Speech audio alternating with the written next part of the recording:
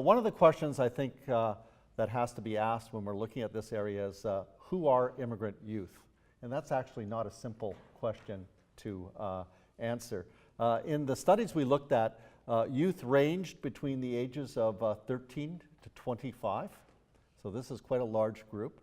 Actually, it really depends upon the area that one's looking at. When one is looking at employment, youth is often defined as 24 to the 15 age group. If you're looking at health types of issues or educational issues, it's often 18 and under. Again, depending upon the educational area. Obviously, university, we get into older groups. So youth is really, the category of youth is really varied, and it's flexible. One size doesn't, in fact, fit all. So it really depends upon the area of study and focus. The literature also is quite uneven in terms of the topics researched. By far, the largest number of studies were done in the areas of education, health, and mental health. The fewest number of studies were conducted in the civic and social areas of youth involvement. And then others kind of fell in between that. Also, where did the studies take place? Well, mostly they're centered around Ontario and Vancouver, and in particular in the larger cities, to a lesser extent in Alberta. But some of the other provinces tend to get ignored, and certainly the smaller communities in rural areas are ignored. So there are gaps, obviously, in the literature with regard to that as well that need to be acknowledged. In terms of the types of studies, there was a fairly even balance around quantitative studies and qualitative types of studies. So we were, that was an interesting, I think, finding from the literature we looked at. The other thing I think is important to note is that very little work within this academic and gray literature actually looks at the impact of actual settlement programming. There's certainly talk about integration, broader sort of themes of that nature, but the specifics around the impacts of particular programs, very little concrete study in that area. Well, one other issue I think I should bring up here is age at time of arrival also seems to be an important variable that we need to think about. Certainly in terms of looking at schools and integration and adaptation within the school system, those youth who arrived at a younger age tended to adjust much quicker, both in terms of getting oriented to the Canadian system and also in terms of adoption of language skills. If they came later in age, they had some more challenges with respect to that. Whoops. Just in terms of some major themes, I want to start out with labor market and employment. We all recognize that this is a leading area for youth and immigrant youth in society. And yet, one of the things that was kind of surprising is there was relatively few studies that were actually focused on immigrant youth in this area during the time period that we looked at. There were certainly some studies, but there are much fewer in number than one would have expected. And I think that's especially surprising given how much of a focus there is on older immigrants in terms of the labor market and how much study is placed in that area. So there was a bit of a dearth of studies on that particular focused area of immigrant youth. Immigrant youth obviously share many of the same frustrations of youth overall in terms of entering and experiencing the labor market, but for immigrant youth there are a variety of other risk factors that I'll touch upon shortly. Clearly, all of the studies that are there point to the fact that immigrant youth have very high levels of unemployment, and they're engaged in very high levels of precarious employment when they are employed, at much higher levels than are youth in general. Also, there are relatively low levels or lower levels of labor market attachment, labor market participation rates among immigrant youth. It's a little unclear exactly why that is the case. I mean, obviously there are barriers that immigrant youth are facing, whether they be racial or ethnic barriers and so forth. But it also may have something to do with stronger attachment to school, so that they're avoiding getting into the labor market because they're more engaged in school. But that's a supposition. We're not quite sure if that is one of the actual factors. Another thing I think that should be noted here is place-based job discrimination. There was an interesting study, for example, that was done in the Jane Finch area where people changed their addresses and looked to seek employment, and guess what? They had better labor market outcomes than those who did identify themselves with the Jane Finch area. And that recalls some of the studies that we've seen around the issues of postal code effect in terms of immigrant outcomes. And other studies that have showed that if you change the name of the applicant, if they have a sort of identifiable name, it's clearly an immigrant name, and if you change that to quote-unquote Canadian sounding name, that their job outcomes are much better. So the place-based and those kinds of dimensions are obviously important factors negatively impacting youth. There's also very significant race and country of origin outcome differences, and this is particularly negatively felt for those of African, Jamaican, and Latin American backgrounds. And this appears in other areas as well. Gender, as one might expect, does also play an important role here. Males tend to do better with respect to wages, job security, and labor market participation than women or girls. Of course, that reflects a broader pattern within society. Now, youth overall face barriers. Unemployment rates for youth are about double the rate for adults. So, for example, in October 2018, about 11% of youth were categorized as unemployed, and immigrant youth generally have about a 3% disadvantage with respect to that. So their rates fall, at about the 14% level. The overall unemployment rate at that point was 5.8%. There's also some common challenges that we find that are faced by immigrant youth. Transportation issues, especially since many youth in the Toronto area, for example, are in the 905 area now, where there's some transportation deserts.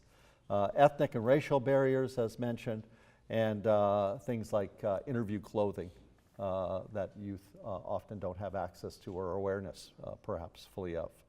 The job search strategies that immigrant youth tend to use rely very heavily on friendship networks, want ads, cold calls, volunteering, employment agencies, and given the high levels of unemployment and underemployment, we have to ask, well, how effective are these?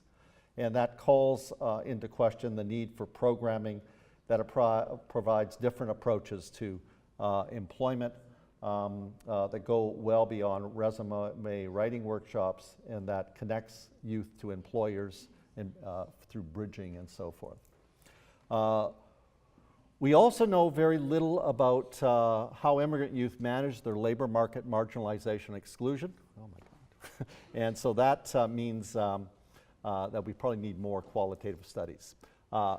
Rushing through this, education.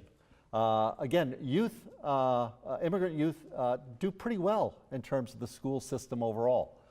They have stronger primary, secondary, and post-secondary performance and completion rates than non-immigrant youth. In fact, one of the great successes of the Canadian immigration system is said to be the educational achievement of immigrant young people. Youth achievement is very strongly linked to parents' own educational background, their involvement with youth, and their own social inclusion in society. So once again, as was mentioned, there's a very strong family connection here. And of course, many immigrant parents come to Canada and make great sacrifices in terms of their own jobs and so forth because they want a better life for their children. And that's reflected in their support for their kids in the school system.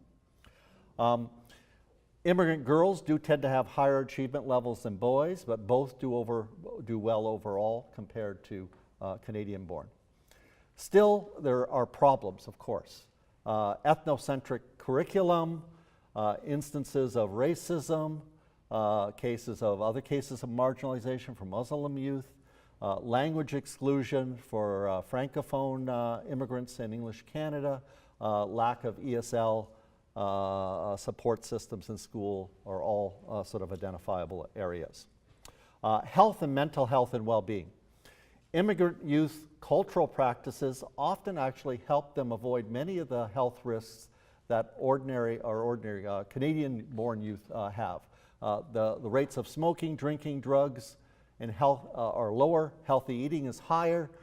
They tend to also overall to be more active in sports.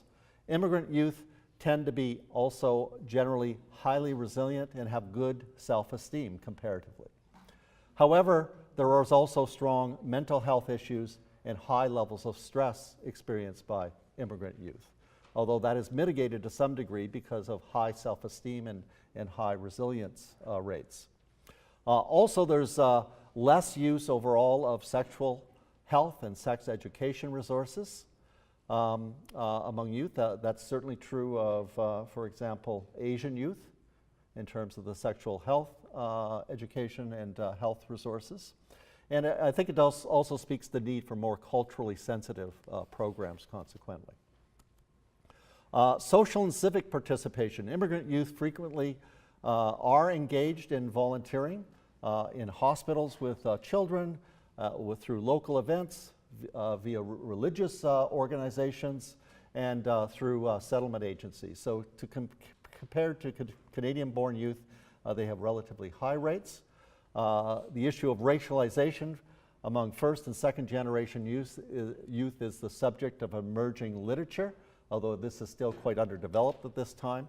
And overall, crime rates and gang activity is relatively low among youth, even though sometimes the media depicts this in a different type of way. I won't mention some of the media here, but we all know this kind of media.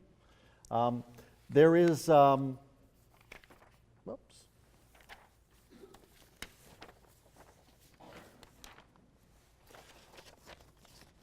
other thing I should note here is, however, immigrant youth with pre-migration and trauma are at greater risk of gang activity and other antisocial activities. So there are, areas where there are certainly risks here.